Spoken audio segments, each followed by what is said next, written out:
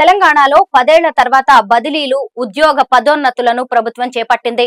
తాము కోరుకున్న ప్రదేశాలకు బదిలీ కావడం, ప్రమోషన్లు లభించడంపై ఉపాధ్యాయుల్లో ఆనందం నెలకొంది.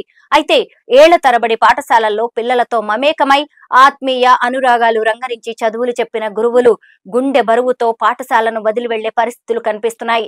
చిన్నారులు టీచర్ల చేయి పట్టుకుని బోరున ఏడుస్తున్న సన్నివేశాలు పలుచోట్ల ఆవిష్కృతమవుతున్నాయి.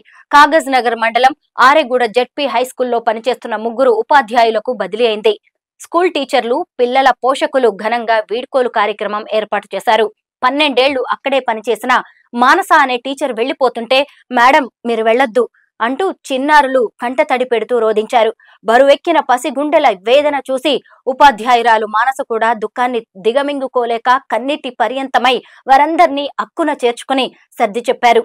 మంచిర్యాల జిల్లా జన్నారం మండలం పొనకల్ ప్రైమరీ స్కూల్లో జాజాల శ్రీనివాస్ ఎస్జిటిగా పనిచేస్తూ ఇటీవల అక్కపెల్లిగూడకు బదిలీ అయ్యారు. ఆయన సరిగ్గా 12 ఏళ్ల కిందట ఈ పాఠశాలలో చేరగా అప్పుడు 2 టీచర్లకు కేవలం ఆ స్కూల్లో 32 మంది విద్యార్థులు మాత్రమే ఉండేవారు.